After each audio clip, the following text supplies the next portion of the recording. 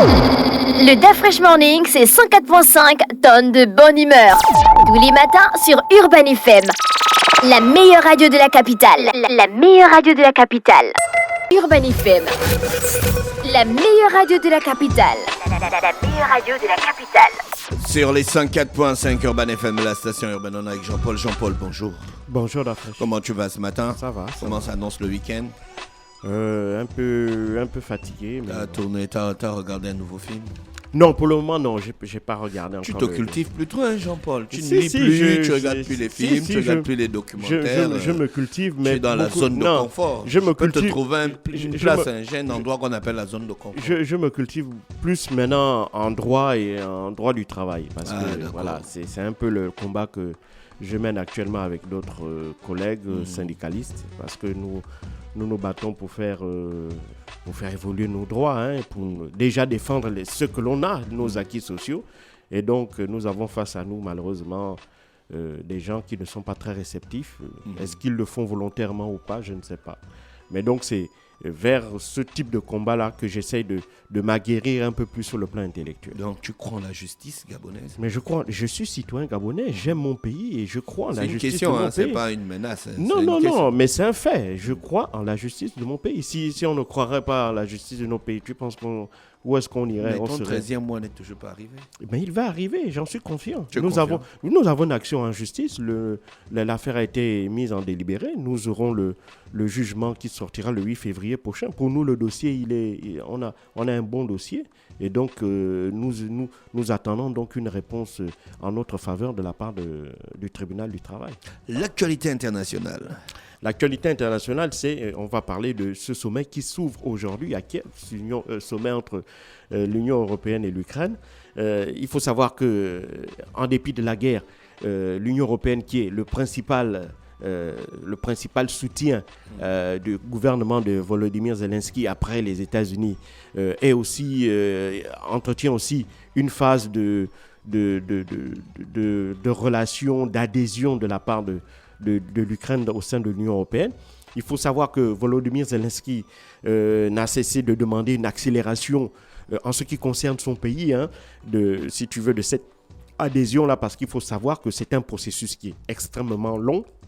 La preuve, la Turquie, ça fait plus de 20 ans que la Turquie a déposé sa candidature pour intégrer l'Union européenne et elle reste toujours au stade de pays candidat.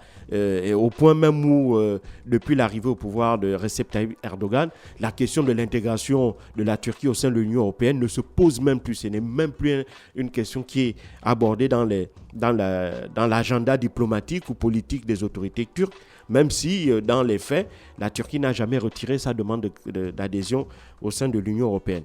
À côté de cela, évidemment, il s'agira de, bien entendu, faire le point sur la candidature d'adhésion de l'Ukraine, parce qu'il faut savoir qu'en décembre dernier, de manière tout à fait accélérée, l'Union européenne avait accepté la demande de candidature de l'Ukraine et aussi de la Moldavie pour une adhésion au sein de l'Union européenne.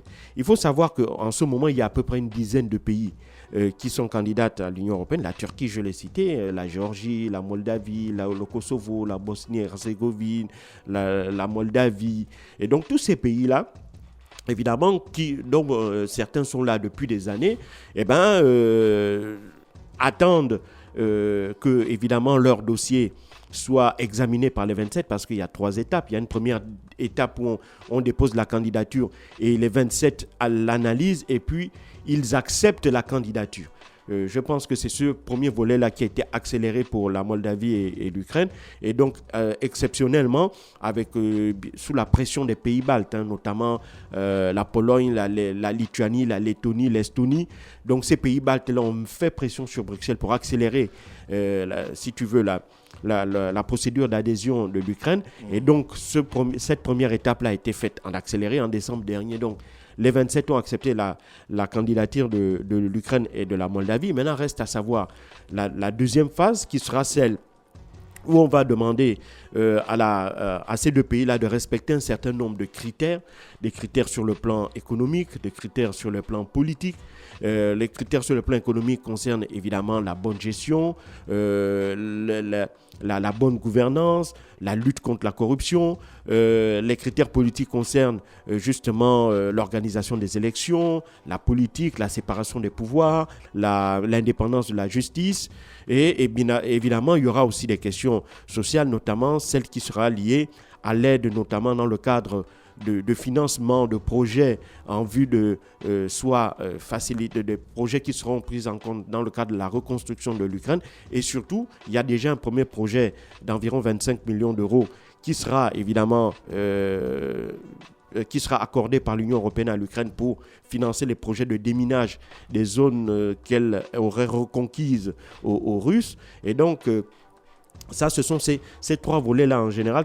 Ça, c'est la deuxième étape qui concerne évidemment le processus d'adhésion. Et puis, il y a la troisième étape qui est l'intégration en elle-même à proprement parler. Dès lors que l'on considère que tous les critères de convergence, aussi bien politiques qu'économiques, ont été respectés. Et donc, à partir de cet instant, le pays devient membre de l'Union européenne et donc bénéficie d'un certain nombre de politiques communautaires, notamment en ce qui concerne des subventions de l'Union européenne pour notamment qui vont servir essentiellement, je crois, à sa reconstruction. Mais on n'en est pas là parce que c'est un processus qui est long et qui demande énormément d'efforts. Alors, pour ce qui concerne donc la première étape, on le sait, en décembre dernier, je l'ai déjà dit, l'Union européenne a accepté la candidature de l'Ukraine.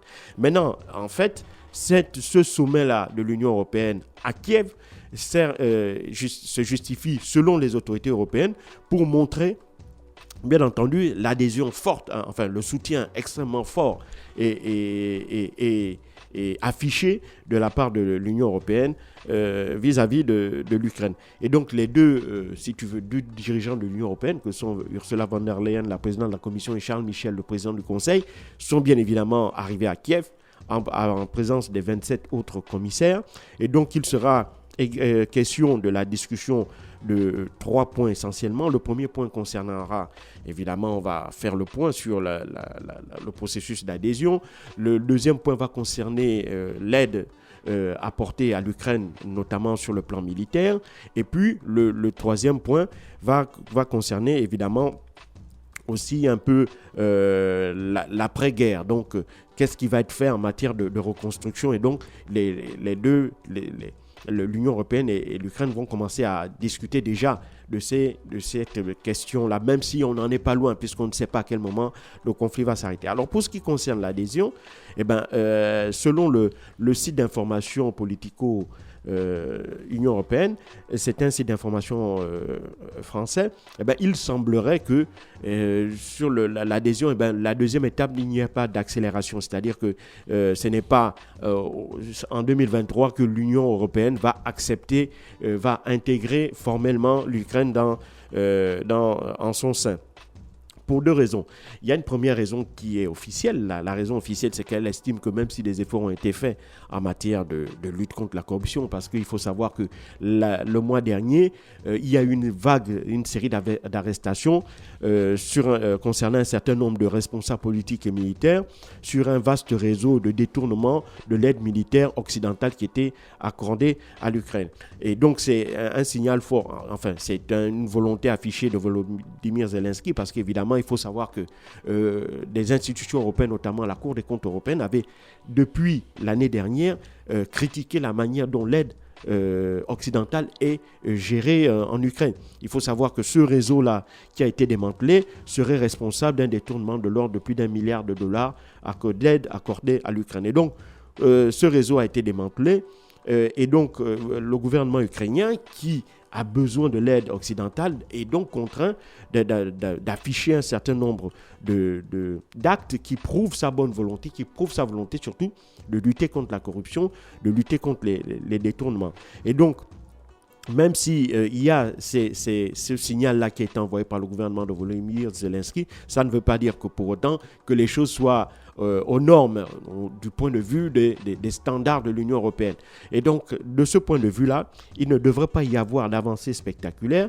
Et puis, il y a la deuxième raison qui est officieuse, c'est que ce qui dit que l'Ukraine intègre l'Union européenne, ça veut donc dire que cette guerre-là, de facto, devait entraîner la guerre de la totalité de l'Union européenne face à la Russie. Or, bon nombre de ces pays de l'Union européenne sont membres de l'OTAN et l'OTAN, c'est l'alliance avec les États-Unis. Donc, c'est une organisation militaire sous domination américaine. Et donc là, évidemment, les Américains qui ne veulent pas de guerre directe avec la Russie ne pourraient pas accepter cela. Donc, indirectement, tu vois que d'un point de vue politique, de la réelle politique, l'Union européenne ne peut pas intégrer l'Ukraine. Parce que les gens ne le savent peut-être pas, c'est pas quelque chose qui est mis en avant, mais au sein même de la charte qui crée l'Union européenne, il y a un volet défensif, il y a un volet un peu similaire à celui qu'il y a dans l'OTAN, c'est-à-dire que les pays de l'Union européenne sont solidaires sur le plan défensif. Donc si un pays de l'Union européenne est attaqué, logiquement, les autres pays devraient intervenir. Or, comme je l'ai dit, ça ferait comme une espèce de un effet boule de neige, parce que beaucoup de pays de l'Union européenne sont membres de l'OTAN, et l'OTAN, c'est l'alliance avec les États-Unis. Donc, si l'Ukraine devient formellement un pays membre de l'Union européenne, et l'Ukraine fait face à une invasion russe, et donc, de facto, l'Union européenne aurait d'autres solutions que d'entrer directement dans le conflit de manière frontale et non plus de manière indirecte comme elle le fait aujourd'hui, via tout le soutien militaire et financier qu'elle accorde à l'Ukraine. Et donc, elle serait obligée d'engager, par exemple, des troupes au sol, d'engager des armes lourdes, des avions, des chars et autres contre les Russes. Et ça, évidemment, on connaît les conséquences que pourrait avoir une telle situation. Donc, l'Union européenne est bien obligée de constater qu'elle n'est pas en capacité de pouvoir accepter une adhésion formelle de l'Ukraine parce que, pour les éléments que je viens d'expliquer là. Et donc, de ce point de vue-là, il ne devrait pas y avoir de véritable avancée dans le processus d'adhésion. Par contre, il devrait y avoir un renforcement de la coopération entre l'Union européenne et l'Ukraine, notamment en matière d'aide. Il faut savoir que pour l'année 2023, une enveloppe d'à peu près 18 milliards d'euros aurait été validée par l'Union européenne. Et donc, dans ces 18 milliards d'euros, là, évidemment, une grande partie sera consacrée au financement des armes, ce qui portera globalement à 19 milliards le volume global, la somme globale destinée à l'achat d'armes par l'Union européenne sur un total d'à peu près une cinquantaine de milliards d'euros déjà dépensés par l'Union européenne en soutien à l'Ukraine. Et donc, justement, c'est le deuxième volet, c'est de l'aide militaire. Il ne faut pas oublier que Volodymyr Zelensky et son gouvernement n'ont cessé de faire le tour des parlements européens, le tour des chancelleries européennes pour demander évidemment des armes lourdes, notamment des chars, j'en avais parlé ici. Après les tergiversations de l'Allemagne qui voulait que les Américains, qui voulaient s'aligner sur le positionnement des Américains, les Américains ont annoncé envoyer 34 chars Abrams à l'Union européenne, en Ukraine.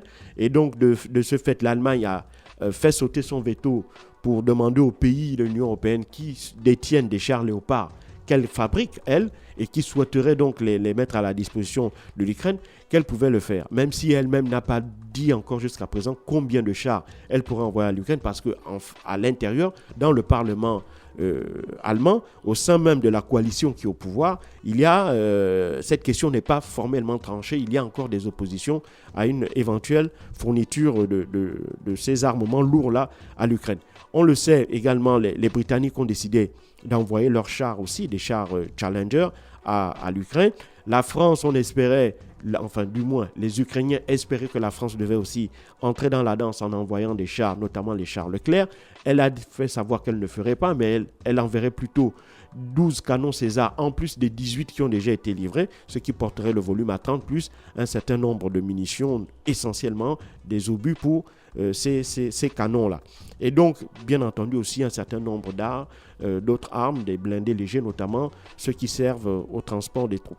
Donc, globalement, ce que l'Union européenne est venue annoncer à l'Ukraine, c'est que d'une part, elle est venue, bien entendu, lui réaffirmer son soutien dans sa lutte contre l'invasion russe, mais évidemment, elle ne pourra pas répondre à sa volonté de voir son intégration, son adhésion, au sein de l'Union européenne effective au cours de l'année 2023 ou même au cours de l'année 2024 pour les raisons que je viens d'évoquer.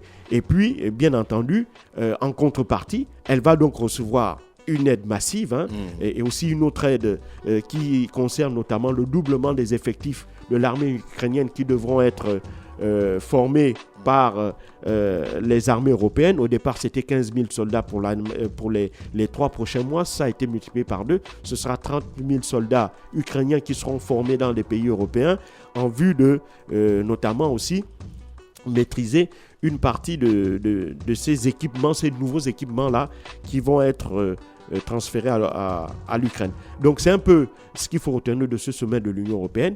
Il y aura, en fait, c'est un sommet qui, de mon point de vue, est beaucoup plus là pour raffirmer la volonté de l'Union européenne de se tenir à ses côtés dans le combat qu'elle mène contre la Russie, mais de l'autre côté, il n'y aura pas d'avancée spectaculaire, notamment dans le processus d'adhésion, parce qu'évidemment, l'Union européenne n'est pas encore prête à absorber un pays comme l'Ukraine, notamment dans le contexte géopolitique qui est actuel, mais aussi, il y a d'autres effets qui sont liés notamment à la géographie de l'Ukraine. L'Ukraine, c'est un pays qui est presque aussi grand que la France, qui est même plus grand que la France, avec une population qui est équivalente à celle de la Pologne. Et donc, intégrer aussi un pays comme ça, ce n'est pas une chose assez facile. Et donc, les Européens ont donc décidé de temporiser, mais par contre, de renforcer aussi les relations économiques, militaires, dans le cadre de l'aide qu'elle accorde à l'Ukraine. Merci Jean-Paul qui revenait sur l'actualité internationale ce matin sur les 104.5 Urban FM et la station urbaine dans le Da Fresh Morning. Le Da Fresh Morning, c'est 104.5 tonnes de bonne humeur. Tous les matins sur Urban FM. La meilleure radio de la capitale. La meilleure radio de la capitale.